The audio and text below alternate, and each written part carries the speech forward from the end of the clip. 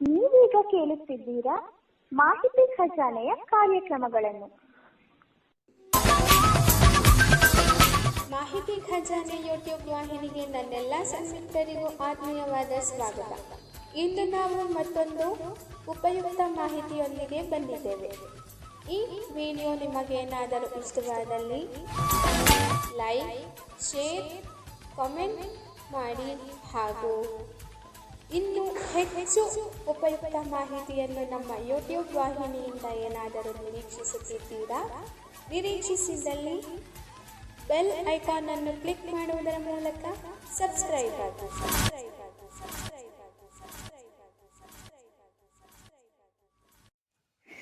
ಪ್ರೀತಿಯ ಕೇಳುಗರೆ, ತಮ್ಮೆಲ್ಲರಿಗೂ ನಮಸ್ಕಾರ.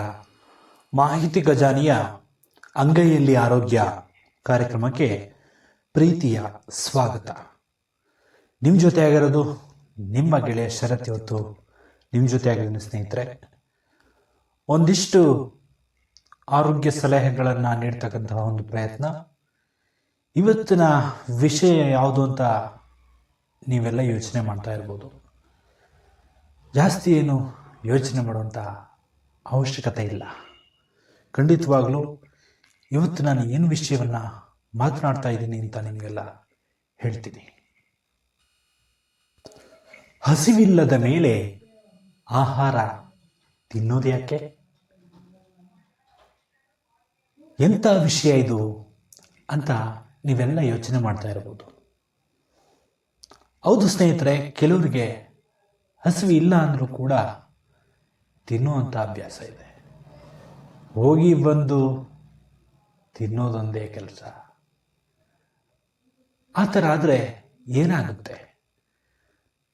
ನಮ್ಮ ದೇಹಕ್ಕೆ ಆಹಾರದ ಪ್ರಮಾಣ ಎಷ್ಟಿರಬೇಕು, ಹೇಗಿರಬೇಕು, ಎಷ್ಟು ತಿನ್ನಬೇಕು, ಒಂದು ತಟ್ಟೆ ತಿನ್ನಬೇಕಾ, ಹೇಗೆ ತಿನ್ನಬೇಕು, ಯಾವ ಸಮಯದಲ್ಲಿ ತಿನ್ನಬೇಕು, ಇವೆಲ್ಲವನ್ನು ತಿಳ್ಕೊಂಡಾಗ ಮಾತ್ರ ಒಬ್ಬ ವ್ಯಕ್ತಿ ಆರೋಗ್ಯವಂತನಾಗಿ ಇರೋದಕ್ಕೆ ಸಾಧ್ಯ.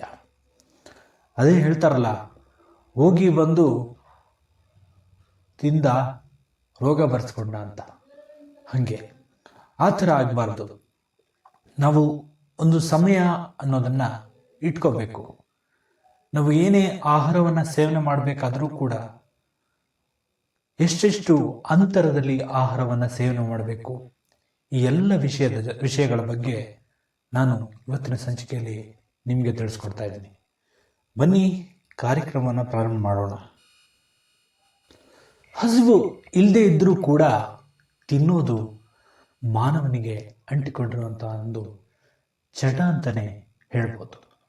ನೋಡಿ ಸ್ನೇಹಿತರೆ, ಎಷ್ಟೋ ಜನರಿಗೆ ಹಸಿವಿರೋದಿಲ್ಲ, ಆದರೂ ಕೂಡ ಒಬ್ಬ ಸ್ನೇಹಿತರು ಕರೀತಾರೆ, ಬಾ ಮಚ್ಚ ಏನೋ ತಿನ್ಕೊಬರೋಣ ಅಂತ ಹೋಗ್ತಾರೆ, ತಿಂತಾರೆ.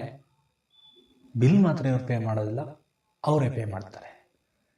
ಬಿಲ್ ಬಗ್ಗೆ ಬೇರೆ ವಿಷಯ. ಆದರೆ ಆರೋಗ್ಯದ ಕಡೆ ನಾವು ಗಮನ ಕೊಡಬೇಕಲ್ವ? ಈಗ ಬೇಸಿಗೆಗಾಲ ಇದೆ. ಈ ಬೇಸಿಗೆಗಾಲದಲ್ಲಿ ಏನಾದ್ರು ತಿನ್ನಬೇಕು ಅಂತ ಅನ್ನಿಸ್ತಾನೆ ಇರುತ್ತೆ. ಹೌದು, ಅದನ್ನು ನಾನು ಒಪ್ಕೊಳ್ತೀನಿ. ಆದರೆ ಇದು ಒಂದು ಚಟ ಆಗಬಾರ್ದು. ಯಾವಾಗಲೂ ಕೂಡ ಏನಾದರೂ ಬಾಯಾಡ್ತಾ ಇರಬೇಕು, ಏನಾದರೂ ತಿಂತಾ ಇರಬೇಕು ಅಂತಕ್ಕಂತಹ ಮನೋಭಾವನೆಯನ್ನು ಯಾರು ಕೂಡ ಬೆಳೆಸ್ಕೋಬಾರ್ದು. ಇದರಿಂದ ಗಂಭೀರವಾದ ಪರಿಣಾಮಗಳನ್ನು ನೀವು ಎದುರಿಸಬೇಕಾಗತ್ತೆ. ಜಗತ್ತಿನ ಎಲ್ಲ ಜೀವಿಗಳು ಹಸಿವಾದಾಗ ಮಾತ್ರ ಆಹಾರವನ್ನು ಸೇವನೆ ಮಾಡ್ತವೆ. ಆದರೆ ಜಗತ್ತಿನ ಮಾನವ ಜೀವಿ ಯಾವಾಗಲೂ ಅಂದರೆ ಹಸಿವಾದಾಗ, ಹಸಿವಾಗದೇ ಇದ್ದಾಗ ಯಾವಾಗಲೂ ಬಾಯಿಗೆ ಕೆಲಸವನ್ನು ನೀಡ್ತಾನೆ ಇರ್ತಾನೆ. ನೋಡಿ ಸ್ನೇಹಿತರೆ, ಈಗ ಪ್ರಾಣಿ ಪಕ್ಷಿಗಳು ಏನೇ ಆದರೂ ಕೂಡ, ಯಾವುದೇ ಒಂದು ಪ್ರಾಣಿ ಪಕ್ಷಿ ಆದರೂ ಕೂಡ, ಆ ಪ್ರಾಣಿ ಪಕ್ಷಿಗಳಿಗೆ ಹಸಿವಾದಾಗ ಮಾತ್ರ ಆಹಾರವನ್ನು ತಿಂತವೆ. ಆದರೆ ಮನುಷ್ಯ ಹಾಗಲ್ಲ, ಯಾವಾಗಲೂ ಕೂಡ ಏನಾದರೂ ತಿಂತಾನೆ ಇರಬೇಕು. ಹಸಿವಾದಾಗ ತಿನ್ನೋದು ಬೇರೆ ವಿಷಯ. ಹಸಿವಾಗದೇ ಇದ್ರೂ ಕೂಡ, ಉದಾಹರಣೆಗೆ ಯಾರೋ ಒಬ್ಬರು ಅವ್ರ ಮನೆಯಿಂದ ತಿಂಡಿ ತಿನ್ಕೊ ಬಂದಿರ್ತಾರೆ, ಆದರೆ ಅವ್ರ ಸ್ನೇಹಿತರು ತಿಂದಿರೋದಿಲ್ಲ. ಅವರು ಹೊರಟಿರ್ತಾರೆ, ಇವ್ರನ್ನ ಬಂದು ಕೇಳ್ತಾರೆ, ನಾನು ತಿಂಡಿಗೆ ಹೋಗ್ತಾ ಇದ್ದೀನಿ, ನೀವು ಬರ್ತೀರಾ? ಆಗ ಅವರು ಸುಳ್ಳು ಹೇಳ್ತಾರೆ. ಏನಂತ? ನಾನು ತಿಂದಿಲ್ಲ, ಇವತ್ತು ಲೇಟ್ ಆಯಿತು ಬಂದಿದ್ದು ಅಂತ. ಹಾಗೆ ಸುಳ್ಳು ಹೇಳಿ ಕೂಡ ತಿನ್ನೋರಿದ್ದಾರೆ, ನಿಜ ಹೇಳಿ ಕೂಡ ತಿನ್ನೋರಿದ್ದಾರೆ. ಬನ್ನಿ ನಿಮಗೆ ಕಂಪ್ನಿ ಕೊಡ್ತೀನಿ ಅಂತ. ಆ ಥರ ಮಾಡೋದೆಷ್ಟು ಸರಿ ಅಂತ ಅವರಿಗೆ ಅವರೇ ಪ್ರಶ್ನೆ ಮಾಡಿಕೊಳ್ಳುವಂಥ ಸನ್ನಿವೇಶ ಸೃಷ್ಟಿಯಾಗಿದೆ. ಯಾಕಂದರೆ ಇದನ್ನು ನಾವು ಹೇಳೋದಕ್ಕಾಗಲ್ಲ, ಯಾರೇ ವೈದ್ಯರು ಸಲಹೆಗಳನ್ನ ಕೊಡೋದಕ್ಕಾಗಲ್ಲ. ಯಾಕಂದರೆ ವ್ಯಕ್ತಿಯ ಆರೋಗ್ಯವನ್ನು ಕಾಪಾಡಿಕೊಳ್ಳೋದು, ಆಹಾರದ ಪ್ರಮಾಣವನ್ನು ಎಷ್ಟು ಮಟ್ಟಿಗೆ ಸೇವನೆ ಮಾಡಬೇಕು ಅನ್ನೋದನ್ನ ತಿಳ್ಕೊಳ್ಳೋದು ಆ ವ್ಯಕ್ತಿಯ ಕೈಲೇ ಇರುತ್ತೆ. ಕೆಲವರು ಹಠೆ ಕಟ್ಟಿ ತಿಂತಾರೆ. 20 ಇಡ್ಲಿ, 30 ಇಡ್ಲಿ, 30 ದೋಸೆ, 20 ದೋಸೆ, 15 ಚಪಾತಿ ಈ ಥರ ತಿಂತಾರೆ. ಇದು ಕೂಡ ಒಳ್ಳೆಯದಲ್ಲ. ಜೀವನದಲ್ಲಿ ನಮ್ಮ ಆರೋಗ್ಯಕ್ಕೆ ಎಷ್ಟು ಬೇಕೋ ಅಷ್ಟು ಸೇವನೆ ಮಾಡಿದ್ರೆ ಮಾತ್ರ ನಾವು ಆರೋಗ್ಯವಂತ ವ್ಯಕ್ತಿಯಾಗಿರ್ತೀವಿ. ಇನ್ನು ಕೆಲವರು ತಿಂತಾರೆ, ಆದರೆ ಅವರ ಆರೋಗ್ಯದ ಮೇಲೆ ಅದು ಏನು ಪರಿಣಾಮ ಬೀರೋದಿಲ್ಲ. ಅಂದರೆ ಅವರು ಕಡ್ಡಿಯ ಹಾಗಿರ್ತಾರೆ. ಕಡ್ಡಿಯ ಹಾಗೆ ಅಂದರೆ ಸ್ವಲ್ಪ ತೆಳ್ಳಗಿರ್ತಾರೆ. ಎಷ್ಟೇ ತಿಂದರೂ ಕೂಡ ಒಂದು ದೇಹದಾಢ್ಯತೆ ಅಂದರೆ ದೇಹದ ಬೆಳವಣಿಗೆ ಇರೋದಿಲ್ಲ. ಅಂತಹ ವ್ಯಕ್ತಿಗಳು ಕೂಡ ನಿಮ್ಮ ಮಧ್ಯೆ ಇದ್ದಾರೆ. ಇವೆಲ್ಲದರ ನಡುವೆ ನಮಗೆ ಹಸಿವಾದಾಗ ಮಾತ್ರ ಸೇವನೆ ಮಾಡಬೇಕು ಅನ್ನುವಂತಹ ಒಂದು ಕನಿಷ್ಠ ತಿಳುವಳಿಕೆ ಇಲ್ಲದೆ ಇರೋದು ಬಹಳ ಬೇಸರದ ವಿಷಯ. ಇನ್ನು ಗೆಳೆಯರೊಂದಿಗೆ ಸೇರಿದಾಗ ಏನಾದರೂ ತಿನ್ನುವ ಬಯಕೆ. ಇದಿಷ್ಟೇ ಅಲ್ಲದೆ ಏನೂ ಕೆಲಸ ಇಲ್ಲದಿದ್ದಾಗ ಏನಾದರೂ ತಿನ್ನುವ ಬಯಕೆ. ಇವೆರಡೂ ಕೂಡ ಬಹಳ ಮುಖ್ಯ ಆಗುತ್ತೆ. ಈಗ ವ್ಯಕ್ತಿಯೊಬ್ಬನ, ಆಗಲೇ ಹೇಳಿದ್ನಲ್ಲ ಸ್ನೇಹಿತರ ಒಂದು ಕಥೆ ನಿಮಗೆ, ಹಾಗೆ ಸ್ನೇಹಿತರ ಜೊತೆ ತಿನ್ನುವಂಥದ್ದೊಂದಾದರೆ, ಮತ್ತೊಂದು ಏನು ಕೆಲಸ ಇರೋದಿಲ್ಲ, ಮನೆಯಲ್ಲಿ ಸುಮ್ಮನೆ ಕುಳಿತಿರ್ತಾರೆ. ಆ ಕುಳಿತಿದ್ರೂ ಕೂಡ ತಿನ್ನುವಂಥದ್ದು, ಆಗಾಗ ಏನಾದರೂ ತಿಂತಾ ಇರಬೇಕು, ಅದು ಏನಾದರೂ ಬಾಯಾಡಬೇಕು ಅಂತಕ್ಕಂತಹ ಒಂದು ಬಯಕೆ ಎಲ್ರಿಗೂ ಆಗುತ್ತೆ. ನೋಡಿ, ಮಳೆಗಾಲ ಚಳಿಗಾಲದಲ್ಲಿ ಖಂಡಿತವಾಗ್ಲೂ ಪ್ರತಿಯೊಬ್ಬರಿಗೂ ಕೂಡ ಏನಾದರೂ ತಿನ್ನಬೇಕು ಅಂತ ಅನಿಸುತ್ತೆ, ಅದು ನಿಜ. ಹಾಗಂತ ಅದನ್ನೇ ಪ್ರತಿನಿತ್ಯ ಅಭ್ಯಾಸ ಮಾಡ್ಕೊಳ್ಳೋದು ಒಳ್ಳೆಯದಲ್ಲ. ನೋಡಿ, ನಮಗೆ ಸಮಯ ಇದೆ, ಬೆಳಿಗ್ಗೆ, ಮಧ್ಯಾಹ್ನ, ಸಂಜೆ ಅಂತ. ಆ ಮೂರೂ ಕ್ರಮವನ್ನು ನಾವು ಸರಿಯಾಗಿ ಅನುಸರಿಸಬೇಕು. ಅನುಸರಿಸಿದಾಗ ಮಾತ್ರವೇ ನಿಮ್ಮ ಆರೋಗ್ಯ ಸುಸೂತ್ರವಾಗಿ ಚೆನ್ನಾಗಿ ಆರೋಗ್ಯವನ್ನು ಇಟ್ಕೊಳ್ಳೋದಕ್ಕೆ ಸಾಧ್ಯ ಆಗುತ್ತೆ. ಇನ್ನು ಹೊರಗಡೆ ಸುತ್ತಾಡುವಾಗ ಒಂದಿಷ್ಟು ಹೊಟ್ಟೆಗೆ ಹಾಕಿಕೊಂಡರೇ ಒಂದು ಸಮಾಧಾನ. ಇದು ಬಹಳ ಮುಖ್ಯ. ಇವಾಗ ನಾವೇನೋ ಹೊರಗಡೆ ಹೋಗ್ತೀವಿ, ಏನೋ ಒಂದು ಬೇರೆ ಕೆಲಸಕ್ಕೆ ಹೋಗಿರ್ತೀವಿ, ಆದರೆ ಅಲ್ಲೇನೋ ಒಂದು ಘಮ ಘಮ ಅಂತ ಪರಿಮಳ ಬೀರ್ತಾ ಇರುತ್ತೆ. ಆಗೇನನ್ಸುತ್ತೆ, ಓಹೋ ತಿನ್ಕೊಂಡೇ ಹೋಗೋಣ ಬಿಡು ಅನ್ನುವಂಥ ಆಸೆ ಖಂಡಿತವಾಗ್ಲೂ ಮೂಡುತ್ತೆ. ಒಂದು ನೆನ್ಪಿಟ್ಕೊಳ್ಳಿ, ನೀವು ಪ್ರತಿನಿತ್ಯ ಹೊರಗಡೆ ಹೋಗೋದು ಬಹಳ ಒಳ್ಳೆಯದು. ಆದರೆ ಪ್ರತಿನಿತ್ಯ ಹೊರಗಡೆ ಹೋದಾಗ ಏನಾದರೂ ತಿನ್ನಲೇಬೇಕು ಅಂತ ತಿನ್ನೋದು ಬಹಳ ಕೆಟ್ಟದ್ದು.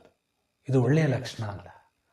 ಹಾಗಾಗಿ ನಿಮ್ಮ ಹಣ ವ್ಯರ್ಥ ಆದರೂ ಪರವಾಗಿಲ್ಲ, ಆದರೆ ಆರೋಗ್ಯದ ಮೇಲೆ ಇದು ಗಂಭೀರವಾದ ಪರಿಣಾಮವನ್ನು ಬೀರ್ಬೋದು. ಹಾಗಾಗಿ ಹೆಚ್ಚು ಹೊರಗಡೆಯ ಪದಾರ್ಥಗಳು, ಜಂಕ್ ಫುಡ್ ಅಂತ ಹೇಳ್ತಾರಲ್ಲ, ಅದನ್ನು ಜಾಸ್ತಿ ಸೇವನೆ ಮಾಡೋದಕ್ಕೆ ಹೋಗಬೇಡಿ. ನಮ್ಮ ಮನೆಯಲ್ಲಿ ಮಾಡಿದಂಥ ಆಹಾರಗಳನ್ನು ಹೆಚ್ಚಾಗಿ ಸೇವನೆ ಮಾಡುವಂಥ ಪ್ರಯತ್ನವನ್ನು ಮಾಡಿ. ಯಾಕಂದರೆ ಅಲ್ಲಿ ಬಳಸ್ತಕ್ಕಂತಹ ಕೆಮಿಕಲ್ಗಳು ನಿಮ್ಮ ಆರೋಗ್ಯದ ಮೇಲೆ ಪರಿಣಾಮ ಬೀರ್ಬೋದು. ಹಾಗಾಗಿ ತಿನ್ನುವ ಮುನ್ನ ಯೋಚಿಸಿ, ತಿಂದ ಮೇಲೆ ಯೋಚನೆ ಮಾಡಬೇಡಿ. ಇದು ನಮ್ಮ ಕೋರಿಕೆ. ಈಗ ನಾನು ಪಾಯಿಂಟ್ಗೆ ಬರ್ತಾ ಇದ್ದೀನಿ. ಇಷ್ಟೊತ್ತು ಹೇಳಿದ್ದು ಇದೆಲ್ಲ ನಮ್ಮ ಒಂದು ಜೀವನ ಶೈಲಿ. ಒಂದು ಅಂಶ ಪ್ರತಿಯೊಬ್ಬರು ಗಮನದಲ್ಲಿಟ್ಕೊಳ್ಳಿ. ನಮಗೆ ಹಸಿವಾದಾಗ ನಾವು ತಿನ್ನಬೇಕು, ಹಸಿವಿಲ್ಲದೆ ಇದ್ದಾಗ ತಿನ್ನೋದಕ್ಕೆ ಹೋಗಬಾರ್ದು. ಒಂದು ಕ್ರಮ ಅಂತ ಇದೆ. ಪ್ರತಿಯೊಬ್ಬರಿಗೂ ಕೂಡ ಒಂದು ಜೀರ್ಣಾಂಗ ಅಂತಕ್ಕಂಥದ್ದಿದೆ. ಆ ಜೀರ್ಣಾಂಗಕ್ಕೆ ಒಂದಿಷ್ಟು ಸಮಯಾವಕಾಶವನ್ನು ಕೊಡಬೇಕು ನಾವು. ಯಾಕಂದರೆ ಪಚನ ಕ್ರಿಯೆ ನಡೀತಾ ಇರುತ್ತೆ. ಆ ನಡೀತಕ್ಕಂಥ ಸಂದರ್ಭದಲ್ಲಿ ನಾವು ಒಂದಿಷ್ಟು ಸಮಯ ಅಂತಕ್ಕಂಥದ್ದನ್ನು ನಾವು ಕೊಡಬೇಕಾಗತ್ತೆ. ಆಗ ಮಾತ್ರ ಎಷ್ಟೋ ಜನರಿಗೆ ಹಸಿವೇ ಇರೋದಿಲ್ಲ, ಆದರೂ ಕೂಡ ತಿನ್ನೋದಕ್ಕೆ ಹೋಗ್ತಾರೆ. ಏನೋ ಒಂದು ಆಸೆ, ಬಾಯಿ ಚಪಲ ಅಂತ. ಈ ಬಾಯಿ ಚಪಲ ಮುಂದೆ ಅನಾರೋಗ್ಯಕ್ಕೆ ಕಾರಣ ಆಗ್ಬೋದು. ಹಾಗಾಗಿ ಯೋಚನೆ ಮಾಡಿ ನೋಡಿ. ಈ ಎರಡು ಅಂಶವನ್ನ ತಿಳಿಸೋದಕ್ಕೆ ಆಗಿನ ಕಾಲದಲ್ಲಿ ಹಿರಿಯರು ಒಂದು ಮಾತು ಹೇಳಿದ್ದಾರೆ, ಮೂರೊತ್ತುಂಡವ ರೋಗಿ ಅಂತ. ಇದೇನಪ್ಪ, ಇದು ನಿಮಗೆಲ್ಲ ಗೊತ್ತಿಲ್ವಾ? ಗೊತ್ತಿರ್ಬೋದಲ್ವಾ? ಖಂಡಿತ ಗೊತ್ತಿರಲೇಬೇಕು. ಯಾಕಂದ್ರೆ ಮೂರೊತ್ತುಂಡವ ರೋಗಿ ಅಂತ ಎಲ್ಲಾದರೂ ನಿಮ್ಮ ಹಿರಿಯರು ಹೇಳೋದನ್ನು ನೀವು ಕೇಳಿರ್ಬೋದು. ಯಾಕಂದ್ರೆ ಊಟ ಮಾಡೋದು ಒಳ್ಳೆಯದು, ಆದರೆ ಅವ್ರ ಪ್ರಕಾರ, ಹಿರಿಯರ ಪ್ರಕಾರ 2 ಹೊತ್ತು ಮಾತ್ರ ಊಟ ಮಾಡಬೇಕು ಅಂತಕ್ಕಂಥದ್ದು ಅವರ ಒಂದು ನಿಯಮ. ಒಂದು ವಿಷಯ ನೆನ್ಪಿಟ್ಕೊಳ್ಳಿ, ಪ್ರತಿಯೊಬ್ಬರು ನೀವು 3 ಹೊತ್ತು ಊಟ ಮಾಡ್ತಿರೋ 2 ಹೊತ್ತು ಊಟ ಮಾಡ್ತಿರೋ ಅದು ನಿಮಗೆ ಬಿಟ್ಟಂಥ ವಿಷಯ. ಆದರೆ ಊಟದ ನಡುವೆ ಒಂದಿಷ್ಟು ಸಮಯಾವಕಾಶ ಇರುವ ಹಾಗೆ ನೋಡ್ಕೊಳ್ಳಿ. ಹಾಗೆ ಯಾವಾಗಲೂ ತಿನ್ನೋದನ್ನು ಬಿಟ್ಬಿಡಿ, ಅದು ಒಳ್ಳೆಯ ಅಭ್ಯಾಸ ಅಲ್ಲ.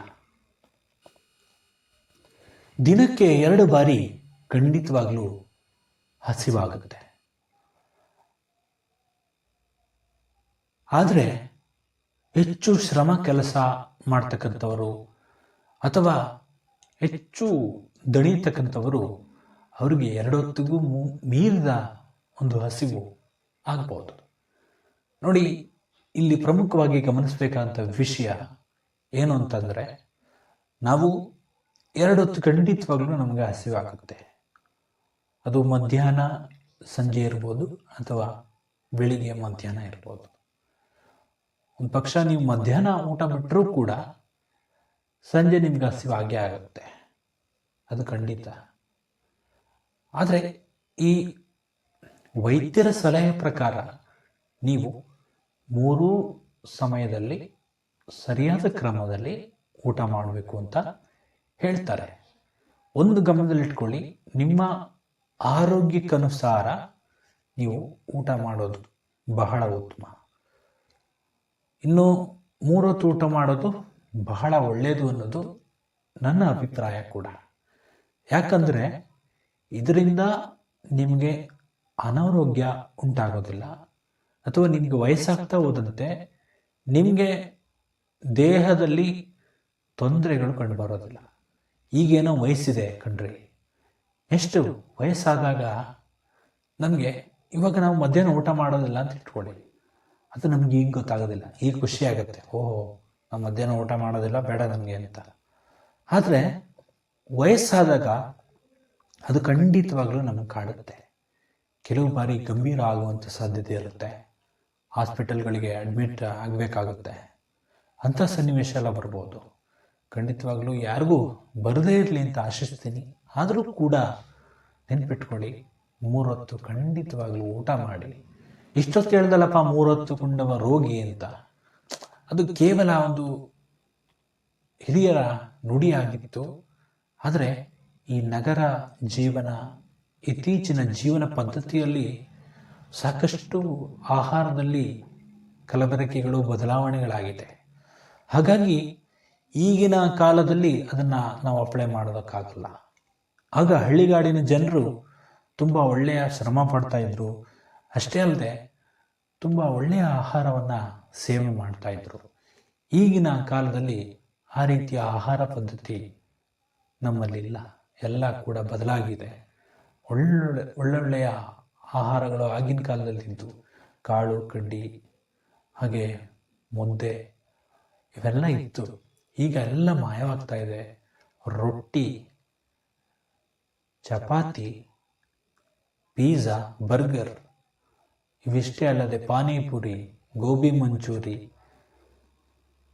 ಎಲ್ಲವೂ ಕೂಡ ಬರ್ತಾ ಇದೆ. ಎಗ್ ರೈಸ್, ಕಬಾಬ್, ಕುಷ್ಕ ಇವೆಲ್ಲವೂ ಬರ್ತಾ ಇದೆ. ನೋಡಿ, ಇವೆಲ್ಲವೂ ಕೂಡ ಆಹಾರದ ಒಂದೊಂದು ಭಾಗ.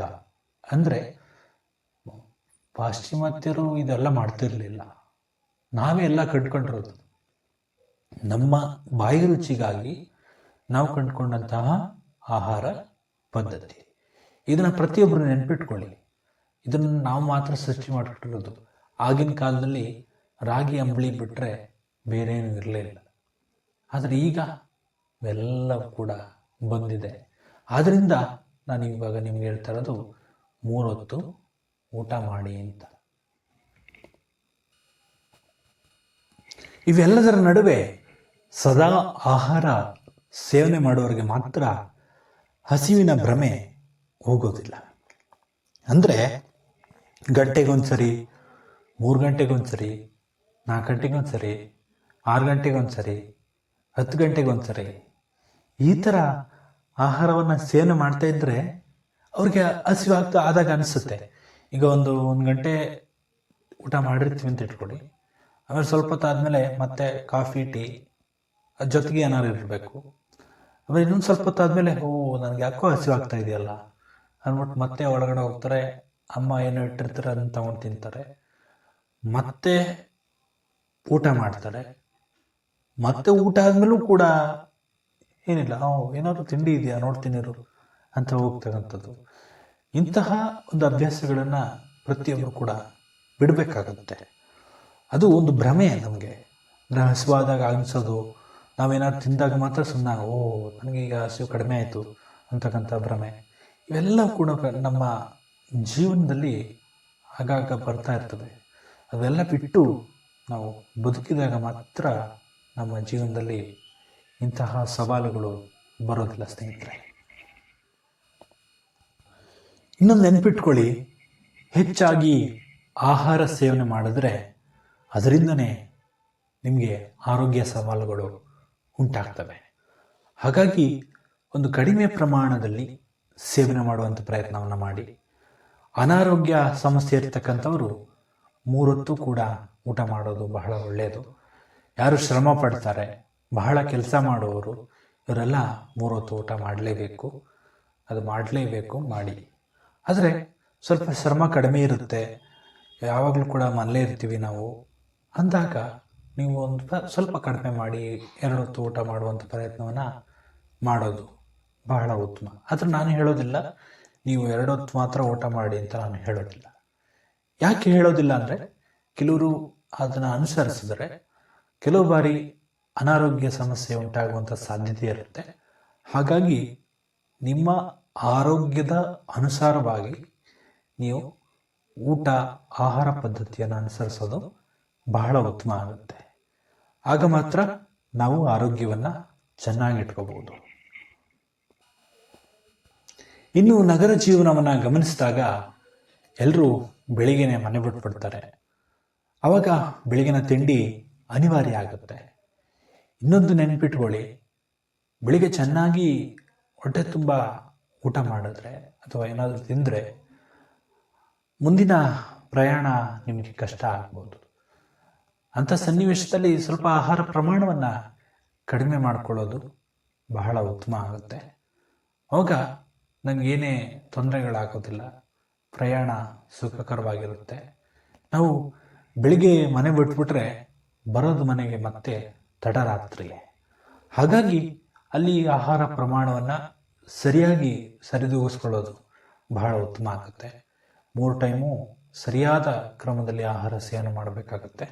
ಯಾಕಂದರೆ ಕೆಲವು ಬಾರಿ ಬಿಸಿಲಿನ ಝಳ ಜಾಸ್ತಿ ಇರುತ್ತೆ, ಅಥವಾ ಇನ್ನು ಕೆಲವು ಕಡೆ ತುಂಬ ಮಳೆಗಾಲ ಇರುತ್ತೆ, ಚಳಿಗಾಲ ಇರುತ್ತೆ. ಇಂಥ ಸಂದರ್ಭದಲ್ಲಿ ನೀವು ಆಯಾ ಒಂದು ಕಾಲಕ್ಕನುಸಾರವಾಗಿ ಆಹಾರವನ್ನು ನೀವು ಸೇವನೆ ಮಾಡಬೇಕಾಗತ್ತೆ.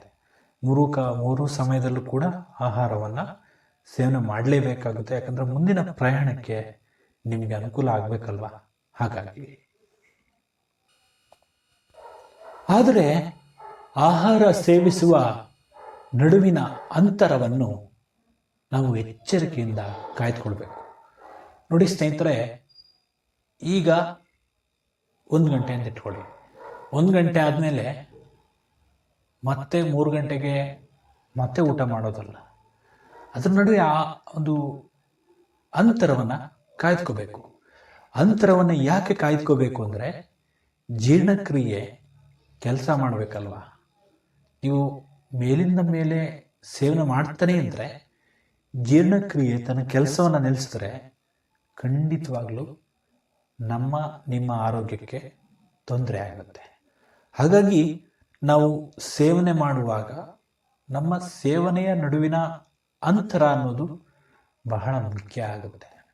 ಆ ಅಂತರವನ್ನು ಕಾಯ್ಕೊಂಡಾಗ ಮಾತ್ರ ನಮ್ಮ ಜೀವನದಲ್ಲಿ ಸುಖಕರವಾದ ನೆಮ್ಮದಿಯಾದ ಜೀವನ ನಿಮ್ಮದಾಗುತ್ತೆ. ನೀವು ಒಂದು ವೇಳೆ ಹಣ್ಣುಗಳನ್ನು ಸೇವನೆ ಮಾಡಿದ್ರೆ 2 ರಿಂದ 2.5 ಗಂಟೆ ಕಾಲ ಸಾಕಾಗುತ್ತೆ ಅದು ಜೀರ್ಣ ಆಗೋದಕ್ಕೆ. ನೀವು ತರಕಾರಿಯನ್ನು ಸೇವನೆ ಮಾಡಿದ್ರೆ 3 ಗಂಟೆಗೂ ಹೆಚ್ಚು ಕಾಲ ಬೇಕಾಗುತ್ತೆ. ಹೌದು, ಖಂಡಿತ. ಯಾಕಂದರೆ ಈ ಹಣ್ಣುಗಳು ಅಂದರೆ ಒಂದು ಸಮ ಪ್ರಮಾಣದಲ್ಲಿರುತ್ತೆ, ಅಷ್ಟೊಂದೇನು ರಫ್ ಆಗಿರೋದಿಲ್ಲ. ಕೆಲವು ತರಕಾರಿಗಳು ತುಂಬ ರಫ್ ಆಗಿರುತ್ತೆ. ಅಷ್ಟೇ ಅಲ್ಲದೆ ಕೆಲವು ಸರಿ ಅದು ಬೆಂದಿರೋದಿಲ್ಲ. ಅಂಥ ಸನ್ನಿವೇಶದಲ್ಲಿ ತುಂಬ ಸಮಯ ಅವಕಾಶ ಬೇಕಾಗುತ್ತೆ. ಹಾಗಾಗಿ ಊಟ ಮಾಡಿದ ತಕ್ಷಣ ನಾವು ಏನನ್ನು ಸೇವನೆ ಮಾಡೋದಕ್ಕೆ ಹೋಗಬಾರ್ದು. ಒಂದು ಬಾಳೆಹಣ್ಣನ್ನು ಬೇಕಾದರೆ ಸೇವನೆ ಮಾಡ್ಬೋದು, ಅದೇನು ಹಣ್ಣಲ್ವ. ಹಾಗಾಗಿ ಅದು ನಮ್ಮ ಜೀರ್ಣಕ್ರಿಯೆಗೆ ತುಂಬ ಆಗುತ್ತೆ. ಅದು ಕೂಡ ನಾವೆಲ್ಲ ಗಮನಿಸಿದ್ದೀವಿ, ಎಲ್ಲರೂ ಸರ್ವಸಾಮಾನ್ಯವಾಗಿ ಗಮನಿಸ್ತಾ ಇರ್ತಾರೆ. ಯಾಕಂದರೆ ಈ ಮದುವೆ ಮನೆಗಳಲ್ಲಿ ಅಥವಾ ಯಾವುದೇ ಕಾರ್ಯಕ್ರಮದಲ್ಲಿ ಹೋದಾಗ ನಿಮಗೆಲ್ಲ ಕೊಡ್ತಾರೆ, ಒಂದು ಬಾಳೆಹಣ್ಣು 2 ಬಾಳೆಹಣ್ಣು ಎಲ್ಲ ಕೊಡ್ತಾ ಇರ್ತಾರೆ. ಅವೆಲ್ಲ ಏನು ತೊಂದರೆ ಆಗೋದಿಲ್ಲ. ಆದರೆ ನೀವು ಆಹಾರವನ್ನು ಈಗ ಸೇವನೆ ಮಾಡಿರ್ತೀರಿ, ಏನೋ ಒಂದು ಪದಾರ್ಥ ನಿಮಗೆ ಇಷ್ಟ ಆಯಿತು ಅಂದ ತಕ್ಷಣ ಅದನ್ನು ಮೇಲಿಂದ ಮೇಲೆ ತಿನ್ನುವಂಥದ್ದು ಇದು ಒಳ್ಳೆಯ ಲಕ್ಷಣ ಅಲ್ಲ ಸ್ನೇಹಿತರೆ. ಇನ್ನು ಬೇಳೆ ಕಾಳುಗಳು ಇನ್ನಿತರ ಯಾವುದೇ ಕಾಳುಗಳು ಜೀರ್ಣ ಆಗಬೇಕು ಅಂದರೆ ಸುಮಾರು 4 ರಿಂದ 6 ಗಂಟೆಗಳ ಕಾಲ ಬೇಕಾಗುತ್ತೆ. ಹಾಗಾಗಿ ನಿಧಾನವಾಗಿ ಸಾವಧಾನವಾಗಿ ನೀವು ಆಹಾರವನ್ನು ಸೇವನೆ ಮಾಡೋದು ಬಹಳ ಉತ್ತಮ ಆಗುತ್ತೆ. ಇದು ಬಹಳ ಒಳ್ಳೆಯದು ಕೂಡ. ನಾವು ಸೇವಿಸಿದ ಆಹಾರ ಜೀರ್ಣವಾದ ನಂತರ ನಮ್ಮ ಜೀರ್ಣಾಂಗಕ್ಕೆ 1 ಗಂಟೆಯ ವಿಶ್ರಾಂತಿ ಅವಶ್ಯಕತೆ ಇದೆ. ನೋಡಿ ಸ್ನೇಹಿತರೆ, ಮನುಷ್ಯ ಯಾವಾಗಲೂ ಕೆಲಸ ಮಾಡ್ತಿರ್ತಾನೆ. ಆ ಕೆಲಸ ಮಾಡುವ ನಡುವೆ ಕೂಡ ಒಂದಿಷ್ಟು ವಿಶ್ರಾಂತಿಯನ್ನು ಪಡ್ಕೊಳ್ತಾರೆ. ಹಾಗೆ ಜೀರ್ಣಾಂಗವೂ ಕೂಡ ಸತತವಾಗಿ ಕಾರ್ಯನಿರ್ವಹಿಸ್ತಾ ಇರುತ್ತೆ. ಆ ಜೀರ್ಣಾಂಗ ಏನಾದರೂ ನಿಲ್ಲಿಸ್ಬಿಟ್ರೆ ತುಂಬ ತೊಂದರೆಗಳು, ತಾಪತ್ರೆಗಳು ನಿಮ್ಮ ಜೀವನದಲ್ಲಿ ಬರ್ಬೋದು. ಹಾಗಾಗಿ ಜೀರ್ಣಾಂಗ ಸರಿಯಾಗಿ ಕಾರ್ಯನಿರ್ವಹಿಸೋದು ಬಹಳ ಉತ್ತಮ ಆಗುತ್ತೆ. ವ್ಯಕ್ತಿಯೊಬ್ಬ ಜೀವಿಸಬೇಕು, ಬದುಕಬೇಕು ಅಂದರೆ ಅದು ಕೂಡ ಅಂದರೆ ಜೀರ್ಣಾಂಗ ಸರಿಯಾಗಿ ಕಾರ್ಯನಿರ್ವಹಿಸೋದು ಕೂಡ ಬಹಳ ಮುಖ್ಯ ಆಗುತ್ತೆ. ಹಾಗಾಗಿ ನಾವು ಆಹಾರವನ್ನು ಸೇವನೆ ಮಾಡಿದಾಗ ಅದು ಜೀರ್ಣ ಆಗಿ ಮುಗೀತು ಅಂದ ತಕ್ಷಣ ನಮ್ಮ ಹೊಟ್ಟೆ ಖಾಲಿ ಆಗುತ್ತೆ, ಅಥವಾ ಅದು ಗುದದ್ವಾರದಿಂದ ಹೊರ ಹೋಗ್ಬೋದು ಅಥವಾ ಮೂತ್ರದ ಮೂಲಕ ಹೊರ ಹೋಗ್ಬೋದು. ಆಗ ನಾವು ತಕ್ಷಣ ಏನು ಕೂಡ ಸೇವನೆ ಮಾಡೋದಕ್ಕೆ ಹೋಗಬಾರ್ದು. ಒಂದಿಷ್ಟು ಕಾಲಾವಕಾಶ ಕೊಡಬೇಕು. ಆಗ ನಮಗೂ ಕೂಡ ಒಂದು ಸ್ವಲ್ಪ ವಿಶ್ರಾಂತಿ ಸಿಗುತ್ತೆ, ಸ್ವಲ್ಪ ಹಾಯ್ ಅನಿಸುತ್ತೆ, ಈಗ ಒಂಥರ ಉಲ್ಲಾಸ ಅನಿಸುತ್ತೆ. ನೋಡಿ, ಸತತವಾಗಿ ಕೆಲಸ ಮಾಡ್ತಾ ಇರ್ತೀವಿ, ಒಂದಿಷ್ಟು ಸಮಯ 1 ಗಂಟೆ ಅಥವಾ ಅರ್ಧ ಗಂಟೆ ಒಂದು ವಿಶ್ರಾಂತಿಯನ್ನು ಪಡ್ಕೊಂಡಾಗ ನಮಗೂ ಕೂಡ ಎಷ್ಟು ಖುಷಿ ಅನಿಸುತ್ತೋ ಹಾಗೆ ಜೀರ್ಣಾಂಗವೂ ಕೂಡ ಸರಿಯಾದ ಪ್ರಮಾಣದಲ್ಲಿ ಕಾರ್ಯನಿರ್ವಹಿಸಬೇಕು ಅಂದರೆ ಇವೆಲ್ಲವೂ ಕೂಡ ಬಹಳ ಮುಖ್ಯ ಆಗುತ್ತೆ. ಈ ಕಾರಣದಿಂದ ದಿನಕ್ಕೆ 2 ಹೊತ್ತು ಊಟ ಸೂಕ್ತ ಅಂತ ಆವಾಗಲೇ ನಾನು ಹೇಳಿದೆ. ಆದರೆ ಅವರವರ ಒಂದು ಆರೋಗ್ಯ ಸ್ಥಿತಿ, ವಯಸ್ಸು ಇವೆಲ್ಲವನ್ನು ಕೂಡ ಗಮನದಲ್ಲಿಟ್ಕೊಂಡು ನಾವು ಆಹಾರ ಪದ್ಧತಿಯನ್ನು ಅಳವಡಿಸ್ಕೋಬೇಕಾಗುತ್ತೆ. ನಾವು 3 ಹೊತ್ತು ಸೇವನೆ ಮಾಡಬೇಕಾ, 2 ಹೊತ್ತು ಸೇವನೆ ಮಾಡಬೇಕಾ ಅನ್ನೋದನ್ನು ನಾವು ತೀರ್ಮಾನ ಮಾಡಬೇಕಾಗತ್ತೆ. ಹಾಗಾಗಿ ನಮ್ಮ ವಯಸ್ಸು, ನಮ್ಮ ಆಹಾರ ಪದ್ಧತಿ, ನಮ್ಮ ಆರೋಗ್ಯದ ಸ್ಥಿತಿ ಇವೆಲ್ಲವೂ ಕೂಡ ಪ್ರತಿಯೊಬ್ಬರಿಗೂ ಕೂಡ ಗಮನದಲ್ಲಿರಲಿ. ಸ್ನೇಹಿತರೆ, ಇವತ್ತು ನಾನು ಹೇಳಿದ್ದೀನಿ ಅಂತ ನೀವು 2 ಹೊತ್ತು ಊಟ ಮಾಡುವಂಥ ಅವಶ್ಯಕತೆ ಇಲ್ಲ. ಯಾಕಂದರೆ ನಿಮ್ಮ ಆರೋಗ್ಯವನ್ನು ಕಾಪಾಡಿಕೊಳ್ಳೋದು ಬಹಳ ಉತ್ತಮ. ನೀವೇನಾದರೂ ವಯಸ್ಸಾದವರಾಗಿದ್ದರೆ ನೀವು ವೈದ್ಯರ ಸಲಹೆಯನ್ನು ಪಡ್ಕೊಳ್ಳಿ. ಅಷ್ಟೇ ಅಲ್ಲದೆ ಈ ಯುವಕರೇನಿದ್ದೀರಿ ನೀವು ಕೂಡ ನೀವು ಎಷ್ಟು ಸಾಧ್ಯವಾಗುತ್ತೋ ಅಷ್ಟು ಊಟವನ್ನು ಸ್ವಲ್ಪ ಕಡಿಮೆ ಪ್ರಮಾಣದಲ್ಲಿ 3 ಹೊತ್ತು ಊಟ ಮಾಡೋದು ಬಹಳ ಉತ್ತಮ ಆಗುತ್ತೆ. ಹಾಗೆ ದೇಹದಾಢ್ಯತೆ ತುಂಬ ಬರೋದಿಲ್ಲ, ಆಗ ಹೊಟ್ಟೆ ಎಲ್ಲ ದಪ್ಪ ಆಗ್ತಕ್ಕಂಥದ್ದು ಇವೆಲ್ಲವೂ ಕೂಡ ಆಗೋದಿಲ್ಲ ಅಷ್ಟೊಂದು. ಹಾಗಾಗಿ ಸ್ವಲ್ಪ ಕಡಿಮೆ ಪ್ರಮಾಣದಲ್ಲಿ ಆಹಾರವನ್ನು ಸೇವನೆ ಮಾಡಿದ್ರೆ ಬಹಳ ಉತ್ತಮ ಆಗುತ್ತೆ. ಇನ್ನು ಜೀರ್ಣಕ್ರಿಯೆಯಲ್ಲಿ ತೊಂದರೆ ಏನಾದ್ರು ಉಂಟಾದಾಗ ನಾವು ಸತತವಾಗಿ ಆಹಾರ ಸೇವನೆ ಮಾಡೋದು ಒಳ್ಳೆಯ ಲಕ್ಷಣ ಅಲ್ಲ. ಇನ್ನು ಭಾರತೀಯ ಮೂಲಭೂತ ಆಹಾರ ಪದ್ಧತಿ ಬಹಳ ಸೂಕ್ತವಾಗಿದೆ. ಹಾಗಾಗಿ ನಾವು ಸರಿಯಾದ ಪ್ರಮಾಣದಲ್ಲಿ ಆಹಾರವನ್ನು ಸೇವನೆ ಮಾಡಿದಾಗ ನಾವು ನಮ್ಮ ಕಾರ್ಯಗಳಲ್ಲಿ ನಮ್ಮನ್ನು ನಾವು ತೊಡಗಿಸ್ಕೊಳ್ಳೋದಕ್ಕೆ ಅನುಕೂಲ ಆಗುತ್ತೆ. ಇದು ಜೀರ್ಣಕ್ರಿಯೆ ಅನ್ನೋದೇನಿದೆ ಅದು ಸರಿಯಾಗಿ ಆಗುವಾಗೆ ನಾವು ನೋಡ್ಕೊಳ್ಳೋದು ಬಹಳ ಉತ್ತಮ ಆಗುತ್ತೆ. ಇಲ್ಲಾಂದರೆ ಬಹಳ ತೊಂದರೆ ಆಗುತ್ತೆ ಅಂತ ನಾನು ಆವಾಗಲಿಂದ ಹೇಳ್ತಾ ಇದ್ದೀನಿ, ಈಗಲೂ ಹೇಳ್ತಾ ಇದ್ದೀನಿ. ತುಂಬ ಸುಸ್ತಾಗ್ತೀರ. ಇದರಿಂದ ಒಂದು ರೀತಿಯ ನಿತ್ರಣ ಅಂತಕ್ಕಂಥದ್ದು ಸೃಷ್ಟಿಯಾಗುತ್ತೆ. ಆದರೆ ನಾವು ಭಾರತೀಯ ಆಹಾರ ಪದ್ಧತಿಯನ್ನು ಅನುಸರಿಸ್ತಾ ಇಲ್ಲ. ನಾವು ಪಾಶ್ಚಿಮಾತ್ಯ ಆಹಾರ ಪದ್ಧತಿಗೆ ಮಾರು ಹೋಗಿದ್ದೇವೆ. ಇದೇ ಎಲ್ಲ ಸಮಸ್ಯೆಗಳಿಗೂ ಮೂಲ ಅಂತಲೇ ಹೇಳ್ಬೋದು. ಎಷ್ಟೋ ಜನರಿಗೆ ಅದು ಗೊತ್ತಿಲ್ಲ. ಯಾಕಂದರೆ ಯಾರು ಕೂಡ ತಿಳುವಳಿಕೆ ಮೂಡಿಸೋರಿಲ್ಲ. ಅವ್ರದ್ದೇ ಒಂದು ಲೋಕ, ಕೆಲಸ ಕಾರ್ಯ ಎಲ್ಲ ಇರುತ್ತೆ. ಆ ಕೆಲಸ ಕಾರ್ಯದ ನಡುವೆಯೂ ಕೂಡ ನಾವು ಆಹಾರವನ್ನು ಸೇವನೆ ಮಾಡಬೇಕು ಅನ್ನೋದಿಲ್ಲ. ಎಲ್ಲರೂ ಕೂಡ, ಕೆಲವರು ಏನು ಮಾಡ್ತಾರೆ ಅಂದರೆ ನಾವು ವರ್ಕ್ ಇದೆ ನಮಗೆ, ಆಮೇಲೆ ಊಟ ಮಾಡ್ತೀವಿ ಅಂತಕ್ಕಂಥದ್ದು. ಕೆಲವು ಬಾರಿ ಒಂದು ಅವರವರ ಧಾರ್ಮಿಕ ನಂಬಿಕೆಗಳಲ್ಲಿ ಕೆಲವೊಂದು ವಿಷಯಗಳಿದೆ, ಅದನ್ನು ಈಗ ನಾವು ಮಾತಾಡುವಂಥದ್ದು ಬೇಡ ಅನಿಸುತ್ತೆ. ಅವು ಕೂಡ ಒಂದು ಒಳ್ಳೆಯ ಒಂದು ಲಕ್ಷಣ ಅಲ್ಲ. ಹಾಗಾಗಿ ನಾವೆಲ್ಲರೂ ಕೂಡ ಸರಿಯಾದ ಪ್ರಮಾಣದಲ್ಲಿ ಆಹಾರವನ್ನು ಸೇವನೆ ಮಾಡೋದು ಬಹಳ ಉತ್ತಮ. ನೋಡಿ, ಸ್ಕಿಪ್ ಮಾಡ್ತಕ್ಕಂಥದ್ದು, ಈಗ ಮಧ್ಯಾಹ್ನ ಊಟ ಮಾಡಬೇಕು ಅಂದರೆ ಊಟ ಬೇಡ, ಸಂಜೆ ಮಾಡಿದ್ರೆ ಆಯ್ತು ಬಿಡು ಅಂತಕ್ಕಂತಹ ಮನೋಭಾವನೆ, ಇವೆಲ್ಲವೂ ಕೂಡ ನಮಗೆ ಜೀರ್ಣಕ್ರಿಯೆಗೆ ತೊಂದರೆಯನ್ನು ಉಂಟು ಮಾಡುತ್ತೆ. ಇಷ್ಟೇ ಅಲ್ಲದೆ ವಾಂತಿ, ಬೇದಿ, ಈ ರೀತಿಯ ಬೇರೆ ಬೇರೆ ಸವಾಲುಗಳು ಎಲ್ಲವೂ ಕೂಡ ಸೃಷ್ಟಿಯಾಗ್ಬೋದು. ಕೊನೆಗೆ ಆಸ್ಪತ್ರೆಗೆ ಸೇರ್ಕೋಬಹುದು. ಹಾಗಾಗಿ ನಾವು ಆಹಾರ ಕ್ರಮವನ್ನು ಸರಿಯಾದ ಪ್ರಮಾಣದಲ್ಲಿ ಅಳವಡಿಸ್ಕೊಳ್ಳೋದು ಬಹಳ ಉತ್ತಮ. ಇನ್ನು ಆಹಾರ ಸೇವನೆ ಸಮ ಪ್ರಮಾಣದಲ್ಲಿ ಇರುವ ಹಾಗೆ ನೋಡ್ಕೋಬೇಕು. ಏನೋ ಸಿಗುತ್ತೆ ಅಂತ ಬಾಯಿಗೆ ಸುಮ್ಮನೆ ತುಂಬ್ಕೋಬಾರ್ದು ಕಣ್ರಿ. ಯಾರೋ ಏನೋ ಕೊಡ್ತಾರೆ, ಯಾರೋ ಏನೋ ಊಟಕ್ಕೆ ಕರೀತಾರೆ ಅಂತ ಹೋಗೋದು ಬಹಳ ಒಳ್ಳೆಯದು. ಆದರೆ ನಮಗೆಷ್ಟು ಬೇಕು ಅಷ್ಟು ಸೇವನೆ ಮಾಡಿದ್ರೆ ಮಾತ್ರ ಅದು ಒಳ್ಳೆಯ ಆಹಾರ ಪದ್ಧತಿ ಆಗುತ್ತೆ. ಯಾಕಂದರೆ ಕೆಲವ್ರು ಏನು ಅಂದರೆ, ಇಲ್ಲ ನಾನು ಚೆನ್ನಾಗಿ ತಿನ್ನಬೇಕು, ಅವನು ತಾನೇ ಬಿಲ್ ಪೇ ಮಾಡೋದು, ಅವಳು ತಾನೇ ಬಿಲ್ ಪೇ ಮಾಡೋದು, ಚೆನ್ನಾಗಿ ತಿನ್ನಬೇಕು, ಚೆನ್ನಾಗಿ ಖರ್ಚು ಮಾಡಿಸ್ಬೇಕು ಅಂತಕ್ಕಂತಹ ಒಂದು ಮನೋಭಾವನೆಯನ್ನು ಇಟ್ಕೊಂಡು ಹೋಗ್ತಾರೆ. ಕೊನೆಗೆ ಅವರೇ ಅನಾರೋಗ್ಯದಿಂದ ಹಾಸಿಗೆ ಇಡ್ತಕ್ಕಂಥ ಪರಿಸ್ಥಿತಿ ಬರುತ್ತೆ. ಹಾಗಾಗಿ ಖರ್ಚಾಗೋದು ಒಂದು ವಿಷಯ ಅಲ್ಲ, ಖರ್ಚು ಮಾಡಿಸೋದು ಒಂದು ವಿಷಯ ಅಲ್ಲ, ನಿಮ್ಮ ಆರೋಗ್ಯವನ್ನು ಕಾಪಾಡಿಕೊಳ್ಳೋದು ಬಹುದೊಡ್ಡ ಮುಖ್ಯವಾದಂಥ ವಿಷಯ ಅನ್ನೋದನ್ನು ಪ್ರತಿಯೊಬ್ಬರು ಮರಿಬೇಡಿ. ಇನ್ನು ದೀರ್ಘ ಆಯಸ್ಸು ಇರ್ತಕ್ಕಂಥವ್ರನ್ನ ನೀವೊಂದು ಮಾತು ಕೇಳಿ, ನಿಮ್ಮ ದೀರ್ಘ ಆಯಸ್ಸಿನ ಗುಟ್ಟೇನು ಅಂತ. ಆಗ ಅವ್ರು ಹೇಳೋದೇನು ಗೊತ್ತಾ? ಮಿತ ಆಹಾರ ಪದ್ಧತಿ ಅಂತ. ಖಂಡಿತವಾಗ್ಲೂ ಈ ಮಿತವಾಗಿ ಆಹಾರವನ್ನು ಸೇವನೆ ಮಾಡೋದ್ರಿಂದ ದೀರ್ಘಾಯುಷ್ಯ ಕೂಡ ಆಗ್ಬೋದು.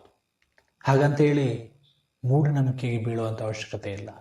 ನಾವು ಕಡಿಮೆ ಆಹಾರ ಸೇವನೆ ಮಾಡ್ತೀವಿ, ನಾವು ದೀರ್ಘಾಯುಷ್ಯ ಆಗ್ಬೋದು, ತುಂಬ 90 ವರ್ಷ ಎಲ್ಲ ಬದುಕ್ಬೋದಂತೆ ಅಂತಕ್ಕಂತಹ ಮನೋಭಾವನೆಯನ್ನು ಖಂಡಿತವಾಗ್ಲೂ ಯಾರು ಇಟ್ಕೋಬೇಡಿ. ನಿಮ್ಮ ಆರೋಗ್ಯವನ್ನು ಕಾಪಾಡ್ಕೊಳ್ಳಿ. ಹಸಿವಾದಾಗ ಮಾತ್ರವೇ ಊಟ ಮಾಡೋದನ್ನು ಅಭ್ಯಾಸ ಮಾಡ್ಕೊಳ್ಳಿ. ಹಸಿವಿಲ್ಲದೆ ಇದ್ದಾಗಲೂ ಯಾರೋ ಸ್ನೇಹಿತರು ಕರೀತಾರೆ, ಸ್ನೇಹಿತರನ್ನ ದುಡ್ಡು ಖರ್ಚು ಮಾಡಿಸ್ಬೇಕು ಅಂತ ಹೇಳಿ ಚೆನ್ನಾಗಿ ಊಟ ಮಾಡಬೇಡಿ. ಇದು ನಾನು ನಿಮಗೆ ಕೊಡ್ತಕ್ಕಂತಹ ಸಲಹೆ. ಇನ್ನು ನಮ್ಮ ಆಹಾರ ಪದ್ಧತಿಯಲ್ಲಿ ಪೌಷ್ಟಿಕಾಂಶ ಇರೋ ಹಾಗೆ ನೋಡ್ಕೋಬೇಕು. ಮಿತವಾಗಿ ಆಹಾರವನ್ನು ಸೇವನೆ ಮಾಡಬೇಕು. ಒಂದು ಸಂಶೋಧನೆ ಪ್ರಕಾರ ಮಿತವಾಗಿ ಕಡಿಮೆ ಪ್ರಮಾಣದಲ್ಲಿ ಆಹಾರ ಸೇವನೆ ಮಾಡಿದ್ರೆ ದೀರ್ಘಾಯುಷ್ಯಗಳಾಗ್ಬೋದು ಅಂತಕ್ಕಂಥ ಸಂಶೋಧನೆ ಆಗಿದೆ ಅಂತ ಹೇಳ್ತಾರೆ. ಆದರೆ ಒಂದು ನೆನ್ಪಿಟ್ಕೊಳ್ಳಿ, ನಿಮ್ಮ ಆರೋಗ್ಯದ ಸ್ಥಿತಿಯನ್ನು ನೋಡಿಕೊಂಡು ನಾವು ಆಹಾರ ಪ್ರಮಾಣವನ್ನು ಕಡಿಮೆ ಮಾಡೋದು, ಹೆಚ್ಚು ಮಾಡೋದು ಮಾಡಬೇಕಾಗತ್ತೆ. ಯಾವುದೋ ಒಂದು ಸಂಶೋಧನೆ ಹೇಳ್ತು ಅಂತ ಹೇಳಿ ನಾವು ಪ್ರಯೋಗ ಮಾಡೋದಕ್ಕೆ ಹೋಗಬಾರದು. ಯಾವುದೇ ಸಂಶೋಧನೆ ಮಾಡಿದ್ರೂ ಕೂಡ ಆ ಸಂಶೋಧನೆಯಲ್ಲಿ ಸತ್ಯಾಂಶ ಇರುತ್ತೆ. ಆದರೆ ಆ ಸತ್ಯಾಂಶವನ್ನು ನಾವು ಪ್ರಯೋಗ ಮಾಡೋದಕ್ಕೆ ಹೋಗಬಾರದು. ಆ ಪ್ರಯೋಗ ಮಾಡ್ತಕ್ಕಂಥ ಸಂದರ್ಭ ಇದ್ದಾಗ ಮಾತ್ರ ನಾವು ಮಾಡ್ಕೋಬೋದು. ನಮ್ಮ ಆರೋಗ್ಯದ ಸ್ಥಿತಿಯನ್ನು ನೋಡ್ಕೋಬೇಕು ಮುಖ್ಯವಾಗಿ. ಆವಾಗ ನಾವು ಈ ಪ್ರಯೋಗಗಳನ್ನ ಮಾಡ್ಬೋದು. ಸ್ನೇಹಿತರೆ, ನೆಲದ ಮೇಲೆ ಕುಳಿತು ಆಹಾರ ಸೇವನೆ ಮಾಡೋದೇ ನಮಗೆ ಅತ್ಯುತ್ತಮವಾದಂತಹ, ಅಂದರೆ ಕಡಿಮೆ ಆಹಾರ ಸೇವನೆ ಮಾಡುವಂತಹ ಉಪಾಯ ಆಗಿತ್ತು. ಆದರೆ ಆಧುನಿಕತೆ ಬೆಳೆದಂತೆ ಈಗ ಡೈನಿಂಗ್ ಟೇಬಲ್ ಸಂಸ್ಕೃತಿ ಬಂದಿದೆ. ಈ ಡೈನಿಂಗ್ ಟೇಬಲ್ ಮೇಲೆ ಕುಳಿತರೆ ನಾವು ಎಷ್ಟು ತಿಂತೀವಿ ಏನು ಕೂಡ ನಮಗೆ ಗೊತ್ತಾಗಲ್ಲ. ಹಾಗಾಗಿ ನೆಲದ ಊಟ ಬಹಳ ಮುಖ್ಯ. ನಾವು ಮನೆಯಲ್ಲಿ ನೆಲದಲ್ಲಿ ಕುಳಿತು ಊಟ ಮಾಡಿದ್ರೆ ಮಾತ್ರ ನಮ್ಮದು ತೃಪ್ತಿ ಅನ್ನೋದು ಸಿಗುತ್ತೆ. ಬಹಳ ಒಳ್ಳೆಯ ಒಂದು ಗುಣ ಇದು. ನಾವೆಲ್ಲರೂ ಕೂಡ ಇದನ್ನು ಅಳವಡಿಸ್ಕೋಬೇಕು. ಆದರೆ ಇತ್ತೀಚೆಗೆ ಡೈನಿಂಗ್ ಟೇಬಲ್ ಬಂದಿದೆ, ಟೇಬಲ್ ಮೇಲೆ ಕುಳಿತು ಆರಾಮಾಗಿ ಊಟ ಮಾಡ್ತಕ್ಕಂಥ ಸಂಸ್ಕೃತಿ. ಇದು ಒಳ್ಳೆಯದು. ಎಲ್ಲಿ ಒಳ್ಳೆಯದು ಅಂದರೆ ಕೇವಲ ಹೋಟ್ಲಲ್ಲಿ ಮಾತ್ರ. ಆದರೆ ನಮ್ಮ ಮನೆಗಳಲ್ಲಿ ನಾವು ಕೆಳಗಡೆ ಕೂತ್ಕೊಂಡು ಊಟ ಮಾಡಿದಷ್ಟು ತೃಪ್ತಿ ಬೇರೆಲ್ಲೂ ಕೂಡ ನಮಗೆ ಸಿಗೋದಿಲ್ಲ. ಎಷ್ಟು ಪ್ರಮಾಣದಲ್ಲಿ ಊಟ ಮಾಡಬೇಕು, ಎಷ್ಟು ಸೇವನೆ ಮಾಡಬೇಕು ಅಂತ ನಾವು ಅಲ್ಲಿಂದನೇ ತಿಳ್ಕೊಬೋದಲ್ವ ಸ್ನೇಹಿತರೆ. ಕೆಳಗಡೆ ಕೂತಾಗ ಊಟದ ಒಂದು ನಿಯಂತ್ರಣ ಸಿಗ್ತಾ ಇತ್ತು. ನಾವು ಕೈಕಾಲುಗಳನ್ನು ಮಡಚಿ ತಲೆ ಬಗ್ಗಿಸಿ ಊಟ ಮಾಡ್ತಾ ಇದ್ವಿ. ಆದರೆ ಮೇಲೆ ಕೂತ್ಕೊಂಡಾಗ ಆ ಥರ ಏನು ಮಾಡುವಂಥ ಅವಶ್ಯಕತೆ ಇಲ್ಲ. ಟೇಬಲ್ ಸರಿಯಾದ ನೇರಕ್ಕೆ ನಾವು ಮಾಡ್ಕೊಂಡಿರ್ತೀವಿ, ನೇರವಾಗಿ ಅದಿರುತ್ತೆ. ಹಾಗಾಗಿ ಹೆಚ್ಚು ತಲೆ ಕೆಡಿಸ್ಕೊಳ್ಳುವಂಥ ಅವಶ್ಯಕತೆ ಇಲ್ಲ. ಅನ್ನೋದಕ್ಕಿಂತ ನಮ್ಮ ಆಹಾರಕ್ಕೆ ನಿಯಂತ್ರಣ ನಮಗೆ ಸಿಗ್ತಾ ಇಲ್ಲ. ಆ ನಿಯಂತ್ರಣ ಕಾಯ್ದುಕೋಬೇಕು ಅಂದರೆ ನಾವು ಕೆಳಗಡೆ ಕುಳಿತು ಊಟ ಮಾಡಬೇಕಾಗತ್ತೆ. ಹಸಿವು ಇಲ್ಲದಿದ್ದರೆ ಆಹಾರ ಸೇವನೆಯನ್ನು ಬಿಟ್ಟು ಬಿಡಿ. ಆದರೆ ಹಸಿವು ಇಲ್ಲದೆ ಇದ್ದಾಗಲೂ ಕೂಡ ಆಹಾರ ಸೇವನೆ ಮಾಡುವ ಸಂದರ್ಭ ಬಂತು ಅಂದರೆ ಲಘುವಾಗಿ ಆಹಾರವನ್ನು ಸೇವನೆ ಮಾಡಿ. ಅಂದರೆ ಒಂದು ವಿಷಯ ನೆನಪಿಟ್ಕೊಳ್ಳಿ, ನಾವು ಹಸಿವಾದಾಗ ಆಹಾರವನ್ನು ಸೇವನೆ ಮಾಡ್ತೀವಿ. ಹಸಿವು ಇಲ್ಲದೆ ಇದ್ದಾಗ ಆಹಾರ ಸೇವನೆಯನ್ನು ಬಿಟ್ಟರೂ ಕೂಡ ಒಂದು ಸಂಜೆ ಅಂತಕ್ಕಂಥದ್ದು ಇದೆಯಲ್ಲ, ಆ ಸಂಜೆ ಸಮಯದಲ್ಲಿ ಲಘುವಾಗಿ ಏನಾದರೂ ತಿಂದರೆ ಅದು ಸರಿಯಾದ ಪ್ರಮಾಣದಲ್ಲಿ ನಮಗೆ ಉಪಯೋಗ ಆಗುತ್ತೆ. ಇದನ್ನು ಗಮನದಲ್ಲಿಟ್ಕೊಳ್ಳಿ. ಇನ್ನೂ ಆರೋಗ್ಯವಂತರಾಗಿರಿ. ಅಷ್ಟೇ ಅಲ್ಲದೆ ನಾವು ಆಹಾರವನ್ನು ಸೇವನೆ ಮಾಡ್ತಕ್ಕಂಥ ಸಂದರ್ಭದಲ್ಲಿ ಎಲ್ಲಿ ಆಹಾರ ಹೆಚ್ಚಾಗುತ್ತೋ ಅನ್ನುವಂಥ ಆತಂಕವನ್ನು ಇಟ್ಕೊಳ್ಳದೆ ನಿರ್ಮಲ ಮನಸ್ಸಿನಿಂದ ನಮಗೆ ಎಷ್ಟು ಅವಶ್ಯಕತೆ ಇದೆಯೋ ಅಷ್ಟನ್ನು ಸೇವನೆ ಮಾಡಿ ನಿಮ್ಮ ಆರೋಗ್ಯವನ್ನು ಕಾಪಾಡಿಕೊಳ್ಳೋಣ ಅಲ್ವಾ? ಯಾಕೆ ಬೇಕು ಇನ್ನೊಬ್ಬರ ದುಡ್ಡು ಖರ್ಚು ಮಾಡಿಸೋದು? ನಾವು ದುಡ್ಡು ಖರ್ಚು ಮಾಡಿಸ್ಬೇಕು ಅಂತಲೇ ತಿನ್ನುವಂಥ ಅವಶ್ಯಕತೆ ಇಲ್ಲ. ಯಾರ ಜೊತೆಗೂ ಕೂಡ ಪಂದ್ಯಾಟವನ್ನು ಕಟ್ಟುವಂಥ ಅವಶ್ಯಕತೆ ಇಲ್ಲ. ಕೆಲವರು ಒಂದು ಸ್ಪರ್ಧೆಗಳನ್ನೆಲ್ಲ ಏರ್ಪಡಿಸ್ತಿರ್ತಾರೆ. ಅಲ್ಲಿ ಒಂದು ವಿಷಯ ನೆನಪಿಟ್ಟುಕೊಳ್ಳಿ, ಆ ಸ್ಪರ್ಧೆಗಳಿಗೆ ಖಂಡಿತವಾಗ್ಲೂ ಹೋಗಬೇಡಿ. ನಿಮ್ಮ ಆರೋಗ್ಯವನ್ನು ನೀವು ಕಾಪಾಡ್ಕೊಳ್ಳಿ ಕಣ್ರಿ. ಯಾಕಂದರೆ ಕಾಪಾಡ್ಕೊಳ್ಳದೆ ಇದ್ದರೆ ನಾವು ಆ ತೊಂದರೆಗಳನ್ನು ಅನುಭವಿಸ್ಬೇಕಾಗತ್ತೆ. ಹಾಗಾಗಿ ಇವೆಲ್ಲವನ್ನು ಕೂಡ ಗಮನದಲ್ಲಿಟ್ಕೊಳ್ಳಿ ಅಂತ ಹೇಳ್ತಾ, ಇನ್ನೂ ಏನಾದರೂ ಮಾಹಿತಿಗಳು ಬೇಕು ಅಂತಾದರೆ ನಿಮ್ಮ ಕೌಟುಂಬಿಕ ವೈದ್ಯರನ್ನು ಸಂಪರ್ಕಿಸಿ ಮಾಹಿತಿಗಳನ್ನು ಪಡೆದುಕೊಳ್ಳಿ. ಯಾವುದೇ ಪ್ರಯೋಗಗಳನ್ನು ಮಾಡೋದಕ್ಕೆ ಹೋಗಬೇಡಿ. ಒಂದು ವೇಳೆ ಮಾಡಬೇಕು ಅಂದರೆ ನಿಮ್ಮ ವೈದ್ಯರ ಸಲಹೆ ಪಡ್ಕೊಳ್ಳಿ ಅಂತ ಹೇಳ್ತಾ, ಮತ್ತೆ ಮುಂದಿನ ಕಾರ್ಯಕ್ರಮದಲ್ಲಿ ಮತ್ತಷ್ಟು ವಿಶೇಷತೆಯೊಂದಿಗೆ ನಿಮ್ಮನ್ನು ಭೇಟಿಯಾಗ್ತೀನಿ. ಅಲ್ಲಿವರೆಗೂ ಮಾಹಿತಿ ಖಜಾನೆಯ ಕಾರ್ಯಕ್ರಮಗಳನ್ನು ಕೇಳ್ತಾ ಇರಿ. ಇನ್ನು ಯಾರು ಸಬ್ಸ್ಕ್ರೈಬ್ ಮಾಡದೆ ನೋಡ್ತಾ ಇದ್ದೀರಿ, ಈ ಕೂಡಲೇ ಸಬ್ಸ್ಕ್ರೈಬ್ ಮಾಡ್ಕೊಳ್ಳಿ. ಕರೆಂಟ್ ಸೆಟ್ಟಿಂಗಲ್ಲಿ ಆಲ್ ಅಂತ ಸೆಲೆಕ್ಟ್ ಮಾಡ್ಕೊಳ್ಳಿ ಅಂತ ಹೇಳ್ತಾ, ಮತ್ತೆ ಮುಂದಿನ ವಾರ ಅಂದರೆ ಮುಂದಿನ ಕಾರ್ಯಕ್ರಮದಲ್ಲಿ ಭೇಟಿಯಾಗೋಣ. ನಮಸ್ಕಾರ.